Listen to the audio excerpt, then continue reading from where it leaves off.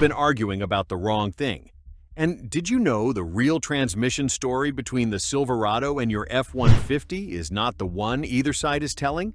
There is a fact buried in federal court filings and joint patent registrations that ends the whole debate. If you own a newer Silverado and you have been giving your Ford-owning neighbor a hard time about his transmission, stop. What is inside your truck right now is going to make that conversation very awkward. But before we get there, drop a comment right now, Ford Camp or GM Camp. What year is your truck and which engine? I will tell you exactly why that answer matters before this video ends. Chapter 1. The case against the Silverado nobody talks about. If your Silverado is a 2015 through 2023 model running the 8L90 8-speed, your transmission has a documented history that GM spent years in federal court trying to bury. Not a forum rumor. A class action lawsuit that a federal district judge refused to dismiss as recently as March 2025. 800,000 affected transmissions, 13 different GM vehicle models, and more than 60 technical service bulletins. 60 saw on a single transmission that was supposed to be GM's premium 8-speed platform. Here's what the lawsuit says your 8L90 does.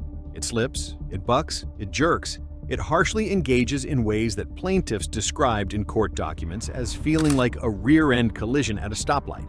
The underlying cause, confirmed by GM's own TSBs, is a torque converter that engineers who rebuild these units professionally call, and this is documented language, uniquely untrustworthy.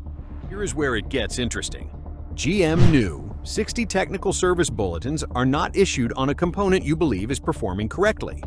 GM's attempted fix in 2019 was a fluid swap to lower viscosity fluid across affected vehicles. Owners kept reporting metal contamination in freshly changed fluid. The shudder continued. The lawsuit continued.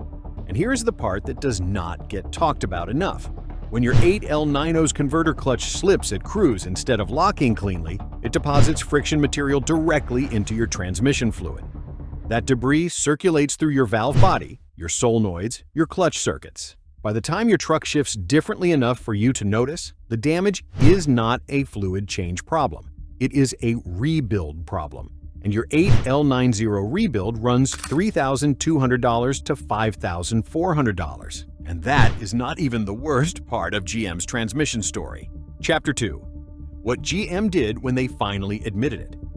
In 2024, GM quietly switched the Silverado with the 2.7-liter TurboMax engine from the 8L90 to a different 8-speed, the revised 8L80, a different transmission entirely, after 60-plus TSBs, after multiple class actions, after years of owner complaints that never fully went away. You do not redesign your transmission integration mid-cycle on your most important vehicle because you're satisfied with current performance.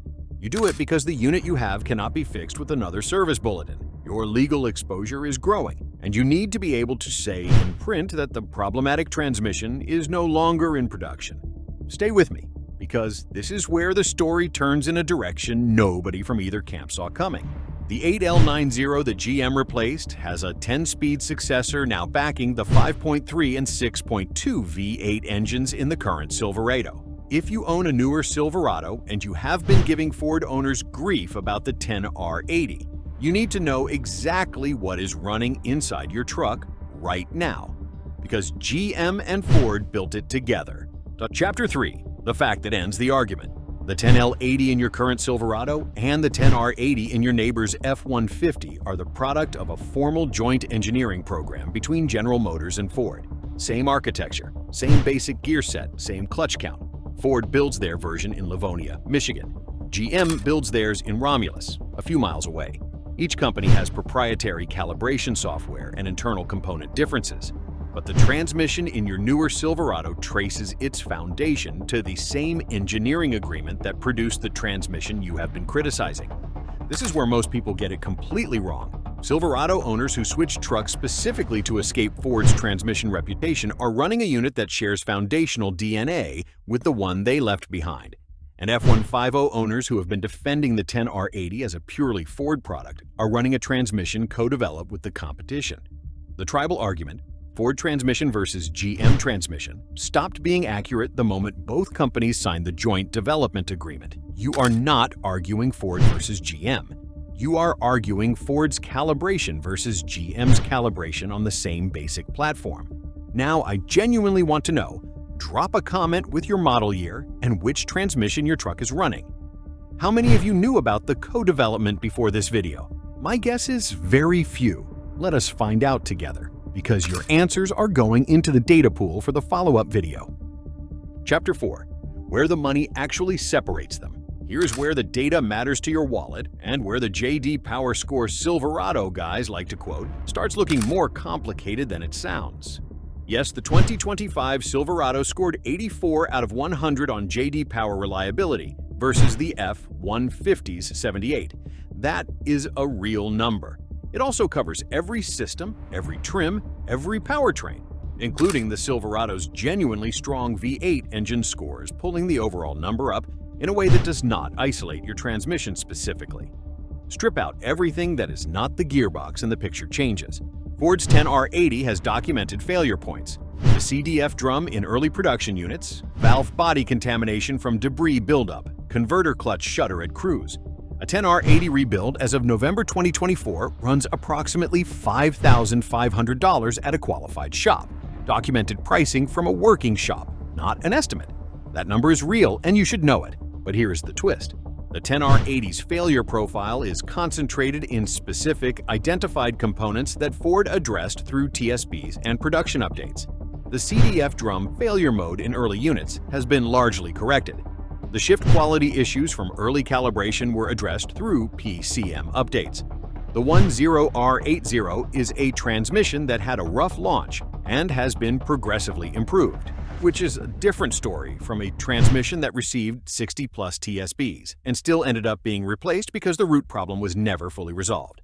Your money is at risk in both trucks. The specific risk on your transmission depends on which generation you are running and what your maintenance history looks like. Knowing your actual risk, not your brand loyalty, is what protects your money. Chapter 5. What to do with your truck right now. If your Silverado is a 2015 through 2019 model with the 8L90 and you are towing regularly, your converter shutter risk is real and documented. Pull your fluid and evaluate it before your next tow. If it shows any cloudiness, any off color, any smell that has gone from slightly sweet to slightly burnt, your converter clutch is already depositing material. A fluid service and converter inspection at that stage runs $300 to $600. The rebuild it prevents runs 5 to 9 times that number. If your Silverado is a newer unit with the 10L80, your risk profile is closer to the 10R80's documented failure modes than the 8L90's because you are running co-developed architecture. Adaptive calibration mismatch, valve body contamination from delayed fluid service, converter clutch wear from operating under load without tow/haul mode engaged. The same disciplines that protect your neighbor's F150 or protect your truck. And if your F150 is running the 10R80, your transmission has been progressively improved since 2017 and your remaining risk is manageable with correct fluid specification, correct service intervals, and consistent tow/haul mode use under load. A $150 to $250 Mercon ULV fluid service at the right mileage is still the single highest return maintenance action on your truck. Neither transmission is bulletproof. Both respond to the same disciplines. The owner who stays ahead of those variables keeps the money. The owner who waits for a symptom funds somebody else's rebuild shop. The straight verdict. Current Silverado running the 10L80. You are on co-developed architecture with Ford, maintained differently. Your calibration is softer, smoother feeling, but potentially softer clutch engagement under load if your adaptive learning has drifted. Watch your fluid intervals and your tow/haul habits. Current F150 running the 10R80. Ford's calibration is more aggressive. Crisper shifts, faster wear on stock components under hard use if fluid and mode discipline slips. Same maintenance disciplines apply. 8L90.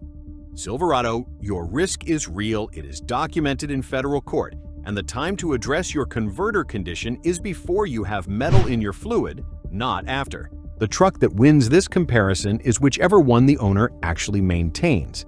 That is not a diplomatic answer. That's what every real-world data point in this video confirms.